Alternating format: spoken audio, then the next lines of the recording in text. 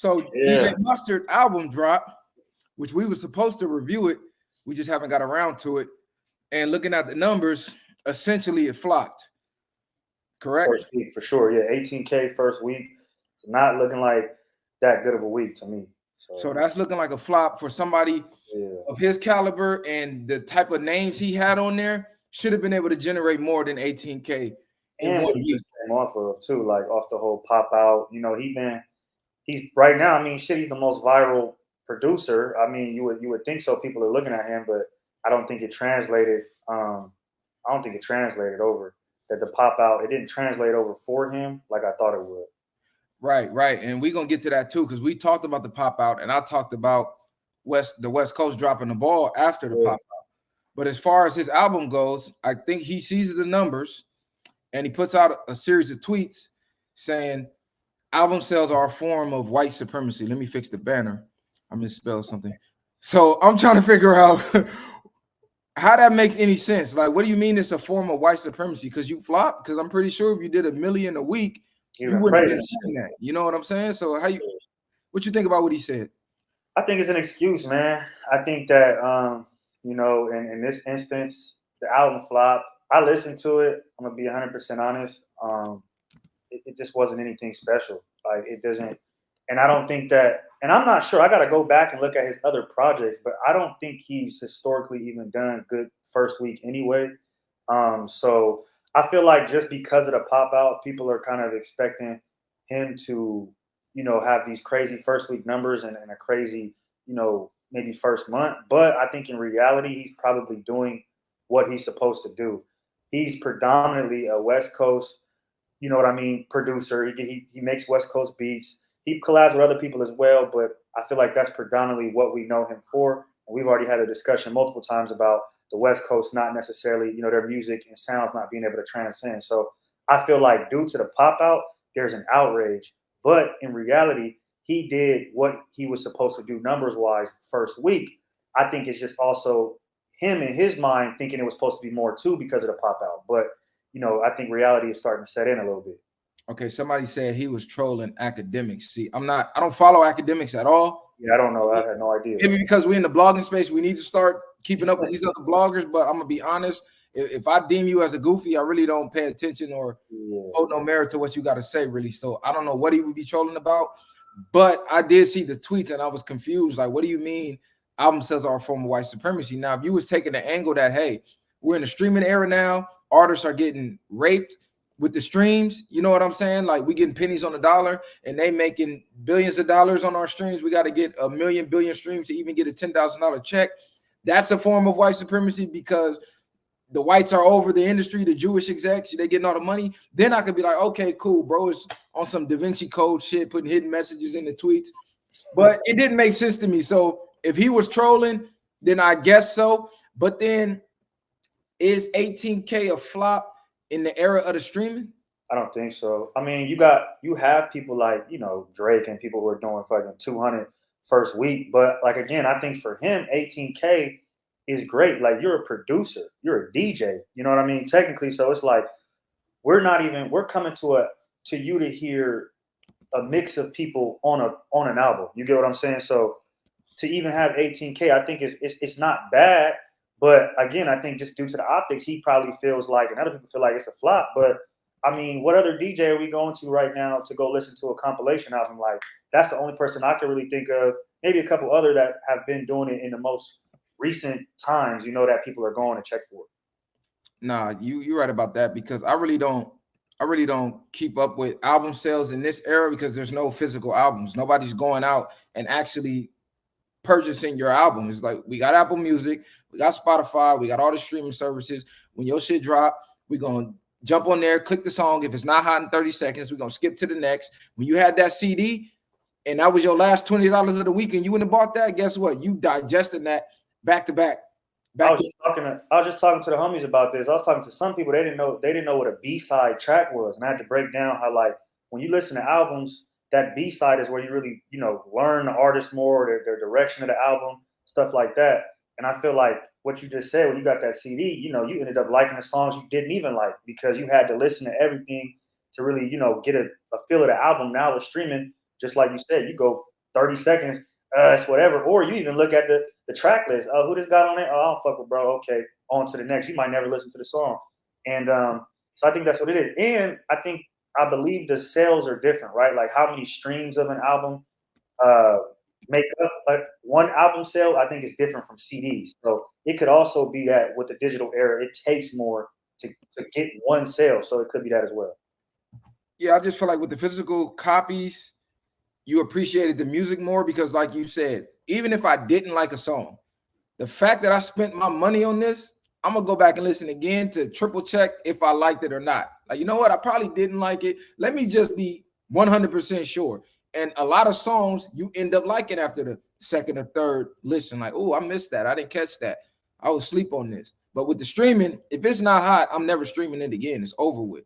It ain't no double back on it. So that could have some type of effect. But even with this album, a lot of it sounded the same. Like every song was damn near like a turn up song. And I'm like, okay, where's the variety? Where's the, the creativity? Every song was a party pop out song, minus a few.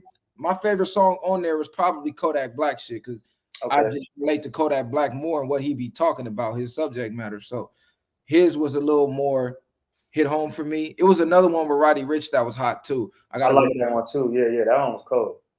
But the other ones, like the ones with Quavo, he's had a few songs with Quavo.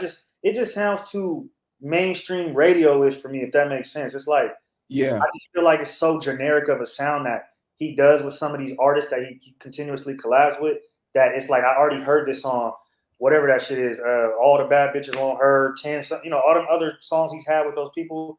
I've already kind of heard that song over and over again. So it's just again, like you said, it's not a bad album, but I don't think it's the best thing ever. I think again with the pop out, I expected much more. I thought he was coming with more of a I thought he was gonna get on in a rap or do some crazy shit. I didn't know what to expect, but ultimately it was the same shit we've heard the last tape. So no, for sure. And he had the track he did at the end when he was thanking everybody. I actually liked that track. I think that was dope. The beat was dope. That was the switch up I was looking for. But again, it was like turn up after turn up after turn up. By the fifth song in, you like, damn, I just heard this for 5 songs. Like, I remember mixtapes, there was really no standard for your song. You hit the album, because this was like a compilation album. You hit the artist, they send you whatever they send you. If it's hot, they put it on it. So whatever zone that artist was in, that compilation album would take you up, down, up, down, up, down, as far as emotionally with the music. This shit is just like up, up, up, and that's it. If you're not in the party mood, you really can't play it. Like if you want some introspective type shit, or you want some shit to pull you out of a slump, you feeling depressed, you want to, like anything, there was none of that on there. It just was all, let's put the hottest single we could put out to get the most streams. And unfortunately, that's where the music industry is now. That's kind of how another DJ Khaled, does his albums as well. It's just he gets a lot of people that look good on paper, and then it doesn't. I'm not gonna say it doesn't turn out the best, but it just sounds too generic for me. I like the Pressured Up with Vince Staples and Schoolboy Q. I thought that one was cool too. But even that, right? I expected to hear those two on a song together, and for it to be more of an introspective song, maybe, and that also shocked me as well. So. Overall, it just was the same shit I've heard from him, bro. Like for the last 15 years, you get me? It was really nothing different. Yeah, I think he might gotta go. I don't want to say reinvent his sound, but add a little more depth to his sound. Because I feel like Not Like Us is like the pinnacle, but we pretty much know when a Mr Beat come on, you know what to expect. It's no surprise. Like Kanye, he can go from A to Z. Just Blaze, he was going from A to Z. Primo, like DJ Premier, like you got these alchemists, you got guys. Their catalog is extensive, and they could go from A to Z. I think when you get a Mustard Beat, you just looking for turn up. You're not looking for nothing else. You know what I'm saying? No, facts. You know exactly where it's going to be, and that's the problem we keep talking about with LA. Is like we're kind of in this box, or the West Coast in this box of certain sounds, and we don't really transcend. Like the only people I've really seen Mustard work with that's not West Coast was the Migos and them, and then you had what was his name? Travis Scott. He had a couple songs with him. So besides that, it's like I don't see him trying to push the envelope, and we've already seen him do that. So to come back and do it again and again and again, it's like. you just giving us mid at this point and just expecting us to fuck with it because you mustard. And I don't think that's what niggas is gonna do. Nah, facts. And this is also why I was saying, like, damn, West Coast dropping the ball after the pop out, because this was the time and this was the album that you were supposed to be displaying the new up and coming artists on the West Coast. Yeah. You went and got the hottest artist in the game that we done heard a billion times. You're a West Coast producer, fresh off the pop out, fresh off the victory with Kendrick. You produced the song, one of the biggest song, the biggest song in hip hop history, according to the streams. Where it was the West Coast on this album, other than Roddy Ricch, he's already established. Ben Staples, that was cool. Schoolboy Q, he's home team. But other than that, there was none of these people that was at the pop out on this damn album. It would have been better to have, like you said, go back to A side, B side. Okay, you went and got the biggest artist, B side. Here goes the up and comers. Here's what we got. Here goes the new heat on the West. There was none of that. No showcasing nobody. And I feel like they dropped the ball again with that, because this was the opportunity to put all them dudes in the limelight. Everybody that's buzzing out here, the Blue Bloods clans, the Meet the Whoops, like all these guys that everybody's naming week after week. Where are they? You didn't put them on the album. Fact. You can see me, right? Or you can't? Yeah, we can see you. Okay. Because I'm looking at the album right now, just the track list, and that's facts. What you said, like we've already had. I mean, there's no. I expected exactly Meet the Whoops, 310 Baby. I thought might be on here because he a young cat that's doing it good. He could have had Rimble. He could have had. I mean, a lot of different people that are up and coming in LA that he didn't have. He's had the same people: Roddy, Travis. Who else we got? Ty Dolla $ign, which is cool. But it's overall it's the same. Excuse me, he had Blue Bloods Clan on there, so let me take that back. It's just he did with Yachty, huh? He did with Yachty. It's a song with Yachty. I might have skipped it before it got to Blue Bloods, so maybe that's why I didn't. Yachty is kind of I'm not getting with. I can't rock with Yachty. And they got songs together already as well. I think they got 1 or 2 songs together, Yachty and the Blue Bloods. You know, put Baby Stone Gorillas on Pray For Me. Oh, in the video. I mean on the album though, like just showcasing their rap skills. Fuck the video, because we ain't really watching videos like that. Ain't no BET, ain't no MTV. Like unless you go on YouTube, look up. You know what I'm saying? That's a cameo. We want to hear them displaying their rap skills. And what was wild to me, there's no Kendrick. Yeah, but you know what Kendrick ain't on here.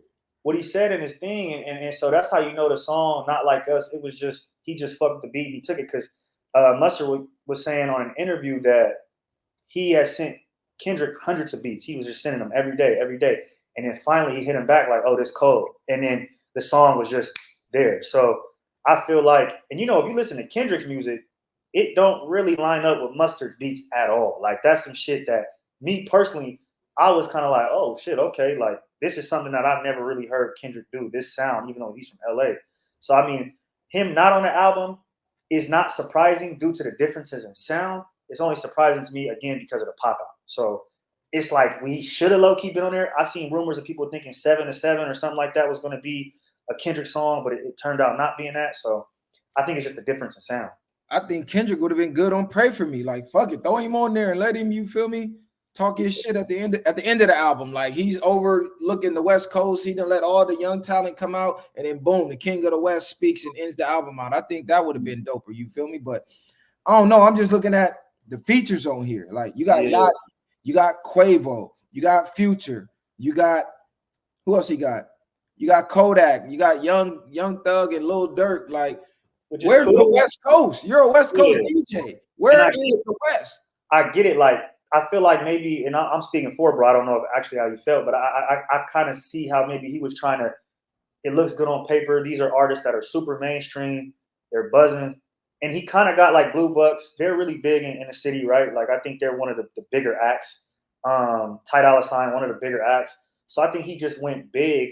But again, after that pop out, we are expecting some more organic, homegrown shit that we just did not receive. This is the same shit that he did last album or whatever that was. I'm telling you, it's really no difference. Yeah, and this is the problem with the West Coast, bro. We get a buzz, the ball's rolling, and what do? We go to every other region except home team, except the backyard. So now it's like everything fell flat. It's starting to look like Kendrick damn near used you niggas with the concert because he done disappeared again. Yeah. You know what I'm saying? Shout out to Kendrick. I mean, that been his thing though. Drop, make noise, disappear. So that been what it was. But a lot of you niggas who didn't have a face in the industry, y'all might have just burned a lot of bridges. Low key side note with Kendrick, like, oh yeah, fuck Drake, yeah, we riding. Oh shit, where Kendrick at? That nigga back in Ghana. Yeah, and I feel like on the front line. He the type of nigga too. He didn't promise nothing. I'm sure he didn't promise nothing. He like, you know, we did this. That's what it is. I think it was the artists that were there that thought that would be enough. You know what I mean? To just do whatever and then drop a tape. Nah, you got to put the pressure on. You got to apply that shit because people already not checking for the West. That was some of the biggest eyes we've had in years, in my opinion, when it comes to music. So for anybody who didn't take that as the time to go ahead and apply the pressure and make good music, they fucked up and they dropped the ball. And they might have burned some bridges in the process. And now it's like, yeah, where is K-Dot? This nigga ain't nowhere to be found. He doing his regular shit. It's looking ugly. Okay.